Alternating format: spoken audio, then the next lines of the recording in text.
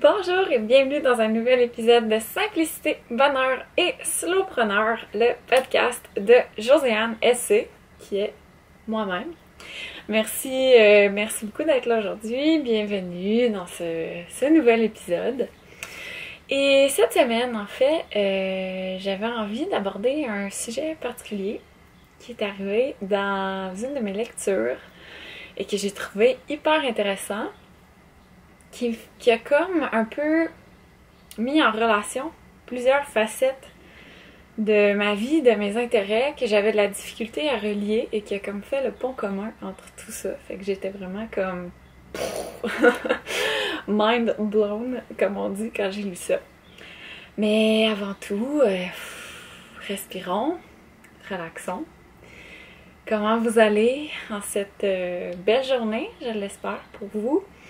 Ici en Bretagne, c'est magnifique, il fait super beau, gros soleil, il fait chaud, on est en t-shirt, j'ai mis une jupe aujourd'hui, je pense que c'est la première fois de l'année, donc c'est vraiment cool, yeah, le beau temps s'en vient.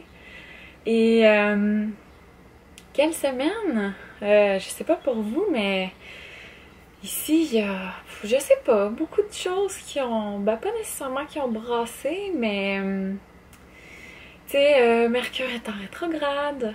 Donc, en passant, la rétrograde de Mercure, ça se termine le 15 avril. Donc, encore 4 jours, gang. On lâche pas!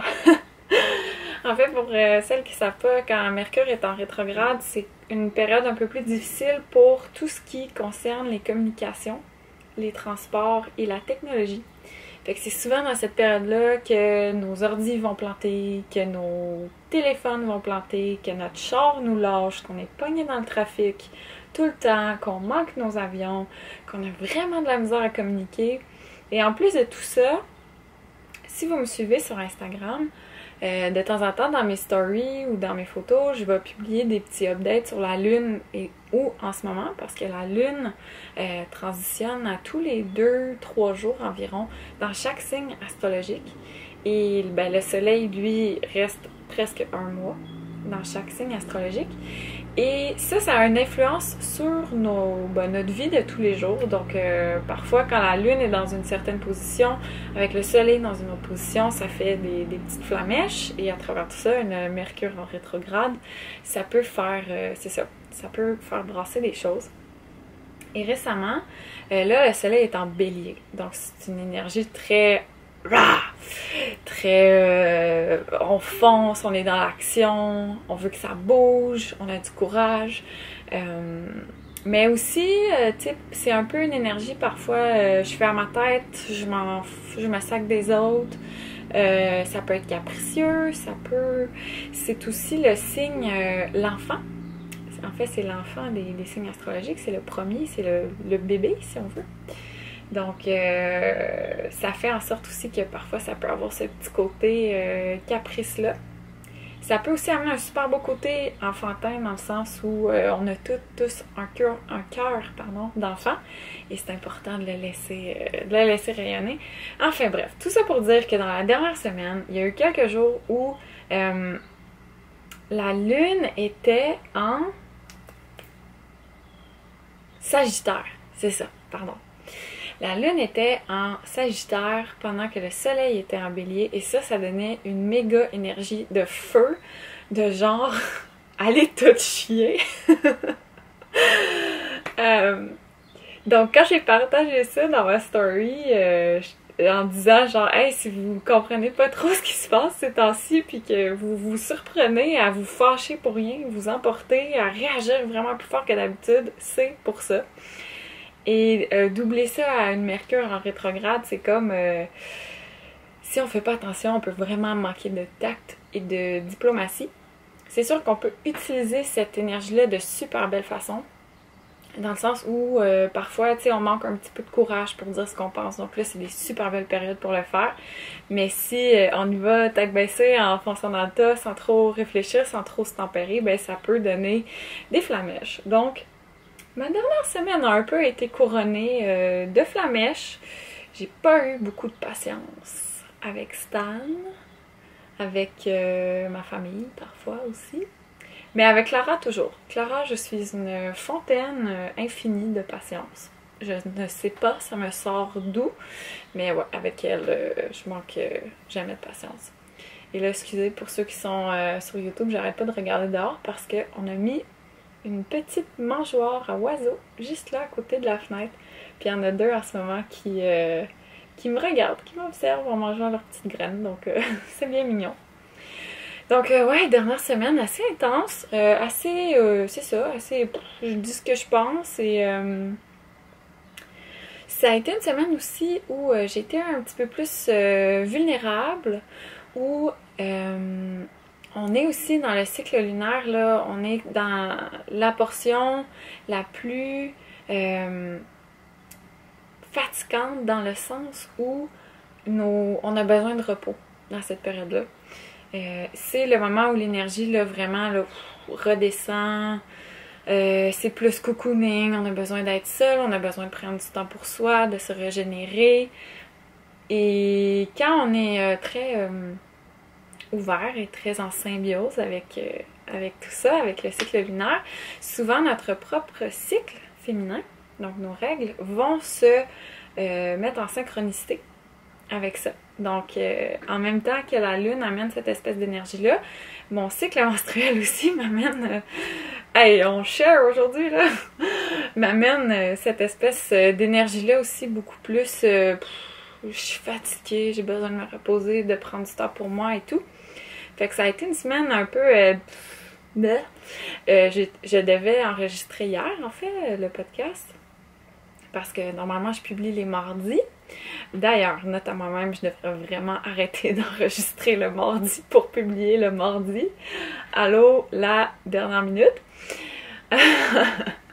Mais bon, ça, j'essaierai de m'améliorer dans les prochaines semaines.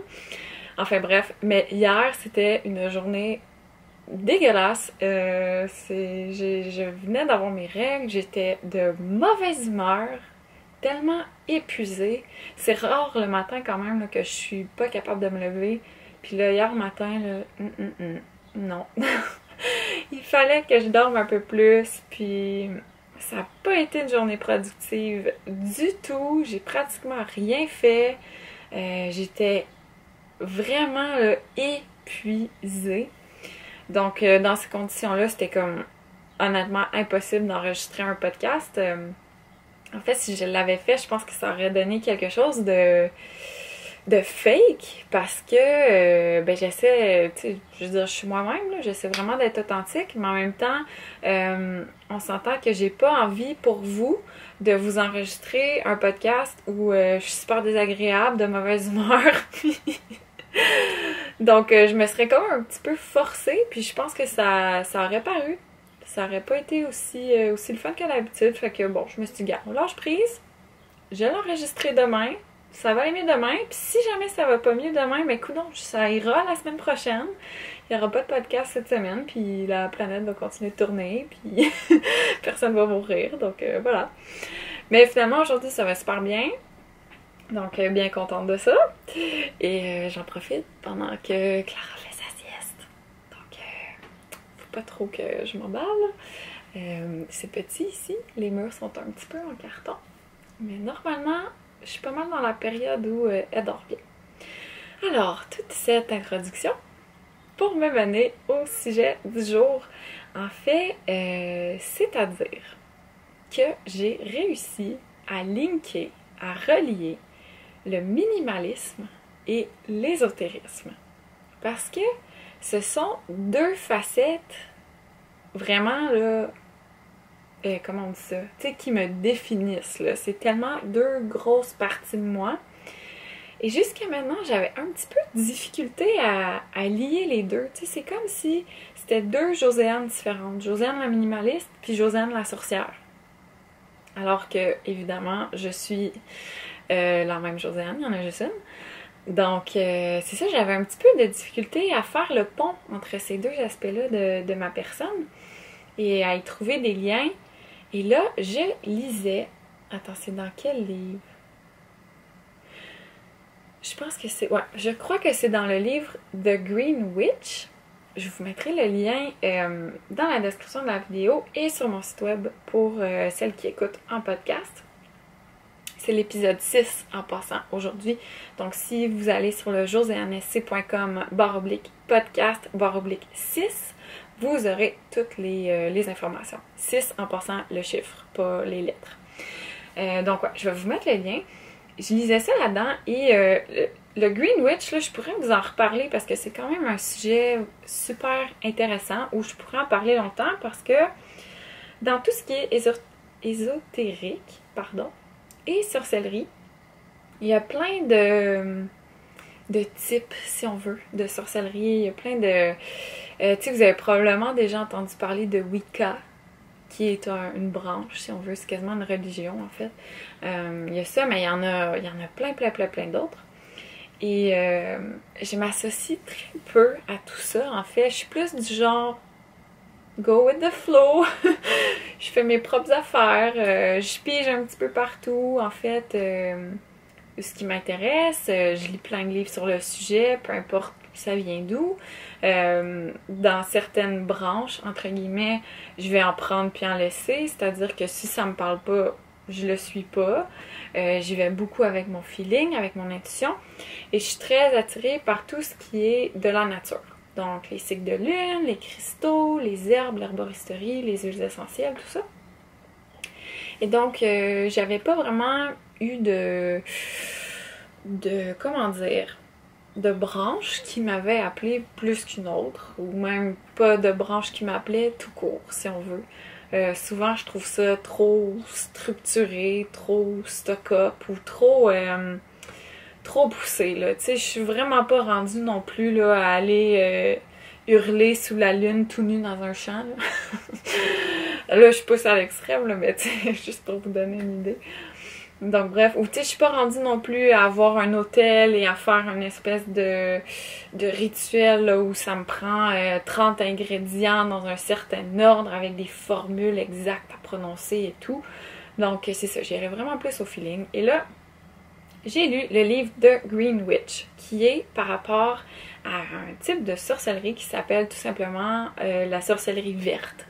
Donc, la sorcière verte. Et ça m'a tellement parlé. Parce que justement, c'est vraiment...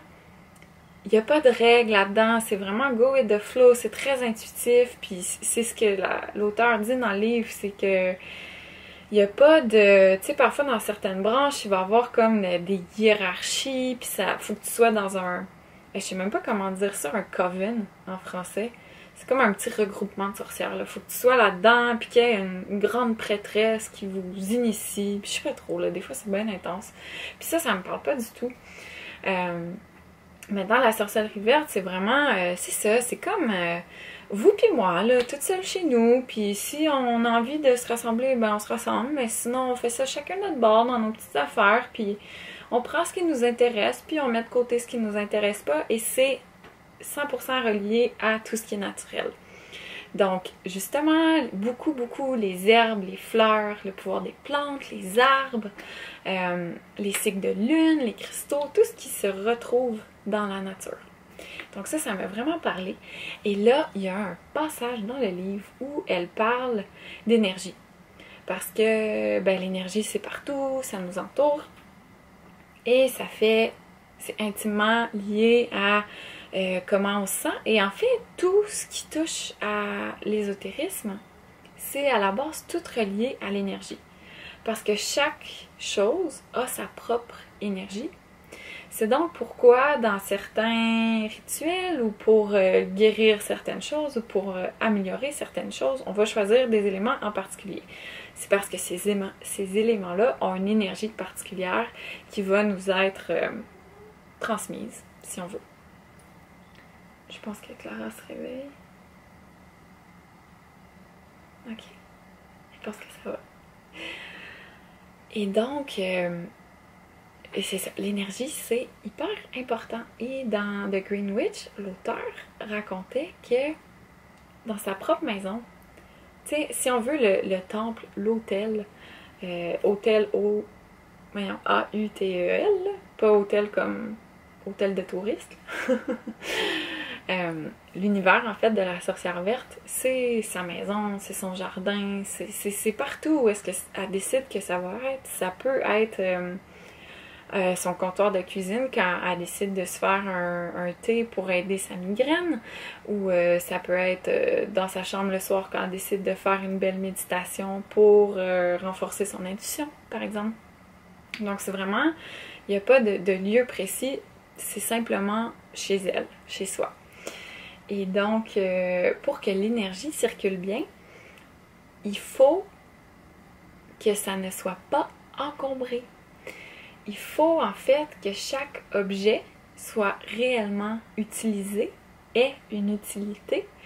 Puis il ne faut pas gaspiller de l'espace avec des choses qu'on n'utilise pas. Parce que quand on fait ça, l'énergie ne peut plus circuler et l'énergie stagne. Et là, quand j'ai lu ça, ça a comme fait « Waouh! » En une phrase, ça venait d'expliquer mon cheminement des 2 dernières années, parce que ça fait environ 2 ans que je suis vraiment plus à fond là-dedans. Et là, je trouve ça super impressionnant puis intéressant de voir que les deux concordent. Dans le sens où le moment où j'ai vraiment commencé à m'ouvrir à fond la caisse à ma spiritualité et à tout ce qui est un peu plus ésotérique et où j'ai plongé là-dedans sans plus me retenir, c'est exactement le moment où j'ai décidé de désencombrer ma vie, mais de fond en comble. Et que sans savoir que ça avait une influence, spontanément d'avoir fait ce travail-là, tout en m'ouvrant à ma spiritualité, je trouve ça vraiment hot. Maintenant, 2 ans plus tard que j'apprends que c'est intimement relié, je trouve que ça fait tellement de sens. Puis ça explique tellement pourquoi je me sens mieux. C'est dur des fois, tu sais, on me demande souvent, Josiane, est-ce que tu es vraiment plus heureuse? Tu sais, parce que veux pas entreprendre ce chemin-là, puis désencombrer, puis se débarrasser de plein de choses, puis faire des gros changements de vie comme ça. C'est beaucoup de travail, c'est beaucoup de changements, ça peut faire peur. Donc, on veut comme être certain, dans un sens, que ça va vraiment nous apporter quelque chose, qu'on va vraiment être mieux. Donc, c'est une question que je reçois quand même souvent. Est-ce que tu es plus heureuse depuis que tu vis de cette façon-là? Et oui, tellement, tellement, tellement. Genre, c'est même pas comparable. Puis c'est très dur. En fait, jusqu'à maintenant, c'était très dur pour moi d'expliquer pourquoi je me sentais mieux. À part de dire, oui, je me sens vraiment mieux, oui, je suis plus heureuse, je suis plus zen, j'ai plus d'énergie, des trucs comme ça. Je pouvais pas vraiment expliquer davantage que ça. Alors que là, maintenant, c'est tout relié, puis j'ai comme eu l'explication, si on veut, dans le sens que, en ayant moins de choses, l'énergie ne stagne plus autour de moi, en moi, chez moi, dans ma maison, ça circule. Donc, c'est tout à fait normal que je me sente mieux. Fait que ça, c'est vraiment cool. Puis je me dis, si c'est un argument de plus pour vous inviter à le faire, tant mieux. Puis ça explique aussi, puis ça, c'est un autre truc que j'avais vraiment de la difficulté à expliquer, mais toutes les fois où j'ai vraiment désencombré beaucoup, et encore aujourd'hui, de temps en temps, ça me pogne, là. C'est comme une envie quasiment maladive, là. C'est genre, ok, là, faut que ça bouge, faut que ça sorte, faut faire de quoi parce que là, je suis pas bien. C'est pas rationnel du tout, je ne sais pas comment l'expliquer. Puis c'est comme, ok, faut que du stock sorte, là, parce que non, là, ça marche pas. Et avant de tomber dans ces états d'esprit-là, tu sais, je regarde chez moi, mettons, puis je me dis, ok, c'est pas mal. C'est pas mal toutes des choses que j'aime vraiment, que je trouve utiles, que je pense que j'aurais de la difficulté à m'en débarrasser, ou tu sais, pas tout de suite, ou comme je suis heureuse comme que c'est. Puis là, me vient cette espèce d'état d'esprit-là, de genre, non, là, on fait de quoi, là? Des fois, Stan, il me voit arriver, là, quand je suis dans cet état-là, il est comme, oh boy, ok, je sais ce qu'on fait aujourd'hui. Puis là, c'est comme on trie, puis ah ouais, ça sort le stock parce que je me sens pas bien, puis je sais pas comment l'expliquer. Mais maintenant, je sais comment l'expliquer. C'est exactement ça. C'est de l'énergie qui stagne, puis c'est... Je le palpe, je le sens, je m'en rends compte. Donc, ça m'affecte. Ça affecte la famille, ça affecte notre énergie à nous, état d'esprit. Et finalement, on se rend compte que toutes les choses auxquelles on croyait qu'on était attaché, quand on commence à s'en départir et que, pour vrai, là, il y a un poids qui s'enlève de nos épaules, puis qu'on se sent mieux, puis on respire mieux, ça fait tellement de bien! Mais c'est fou, là, c'est vraiment ça, là. Puis souvent, ce que je disais, c'est comme, à un moment donné, quand je trie, je sais pas ce qui se passe, là, mais il me vient comme un état d'esprit, là, je vire quasiment à folle, là, puis je suis comme, faut que tout sorte! Puis là, ça devient hyper facile, justement, de sortir les choses, de m'en débarrasser. Ben là, c'est ça. C'est exactement ça, c'est juste de sentir l'énergie, de sentir que là, ça marche pas, il y a quelque chose qui bloque, puis que la seule façon de faire circuler ça à nouveau, que ça soit positif, qu'on soit bien, que ça soit aéré, c'est en se débarrassant de choses. Donc, c'est pas mal ça que j'avais envie de vous dire aujourd'hui. J'espère que ça va peut-être vous donner une explication un petit peu plus logique, même si là, on s'entend, là, je sais qu'on parle d'énergie, là, que c'est bien subtil, que c'est quelque chose qui se sent, c'est quelque chose auquel il faut moindrement être ouverte. Il faut un peu croire à ça pour, c'est ça, pour y croire. Mais quand même, c'est un petit peu mieux expliqué que juste moi qui dis, je sais pas ce qui me pogne là, mais des fois j'ai envie de faire du ménage, puis ça me fait du bien. Donc, j'espère que ça vous motivera peut-être à faire du tri chez vous. Pour vrai, là, on se sent tellement mieux après. Puis encore là, j'ai lu ça, ça fait quelques jours. Et je me dis que je vais devoir encore retrier parce que on est bien ici dans notre maison mobile, notre mobil-home, comme on dit en France. On est super bien, puis je pense vraiment qu'on va s'y plaire. Mais je pense qu'on est encore un petit peu trop encombré. Tu sais, c'est pas grand, c'est tout petit. Et puis, je le sens qu'il y a un petit quelque chose qui accroche encore, sans trop pouvoir mettre le doigt là-dessus. Je pense que... Puis c'est même pas visible, tu sais. Je pense que c'est beaucoup des choses qu'on a entreposées, cachées, entre guillemets, tu sais, des trucs qu'on a glissés en dessous du lit, dans les banquettes en dessous de moi, là, c'est juste du rangement, fait que c'est rempli de trucs. Tu sais, je pense que c'est un peu là-dedans aussi. Fait qu'on va faire un autre beau petit désencombrement. Et tu sais, pendant que je dis ça, la fille vient de s'acheter genre 6 livres cette semaine sur des trucs de sorcière. Mais bon, ça j'en avais besoin, ça m'appelait. Puis mon Dieu, depuis que je les ai, là, genre à tous les jours, je suis assise dans mon lit avec tous mes livres autour de moi, à feuilleter un petit peu partout. Et puis d'ailleurs, ce matin, j'ai écrit la prochaine infolettre de Witch qui va partir le vendredi 13 avril, donc dans 2 jours, si vous écoutez ça aujourd'hui même. Et puis, c'est concernant la prochaine nouvelle lune, avec une proposition de rituel pour cette nouvelle lune-là qui va être vraiment, vraiment hot, vraiment importante. Genre, si vous voulez vous initier au cycle lunaire, commencer à intégrer ça un petit peu dans votre vie, c'est le moment pour le faire. Pour vrai, là, dans toute l'année, c'est le parfait moment. Fait que si vous n'êtes pas encore inscrite, je vous mets le lien dans la description de la vidéo et sur mon site web josianassi.com/witch O-U-I-T-C-H. Fait que ouais, j'ai fait ça ce matin, puis là, j'aime tellement ça, faire ça, là. Tu sais, quand tu sens que t'es sur ton X, là, puis que ça vibre, là, que genre, tu remplis quasiment ta mission de vie, là. Je suis installée dans mon lit avec tous mes livres, puis là, je feuillette partout, puis je prends des notes, puis genre, j'ai tellement de fun à faire ça. Puis là, je me dis, oh my god, c'est mon travail. C'est beau, la vie. Bon, fait que, je pense que c'est pas mal ça pour aujourd'hui. Ce que j'avais envie de vous dire, de vous jaser. Merci d'avoir été là. Je sais que pour les gens sur YouTube, c'est du contenu qui est un petit peu différent de ce qu'on publie d'habitude, mais j'espère quand même que ça vous plaît. Les filles qui écoutent en audio, j'espère que ça a été un beau moment pour vous, que vous avez pu peut-être vous changer les idées, vous déposer, peut-être que ça vous aura inspiré à faire un petit peu de ménage dans les prochains jours pour vous sentir mieux.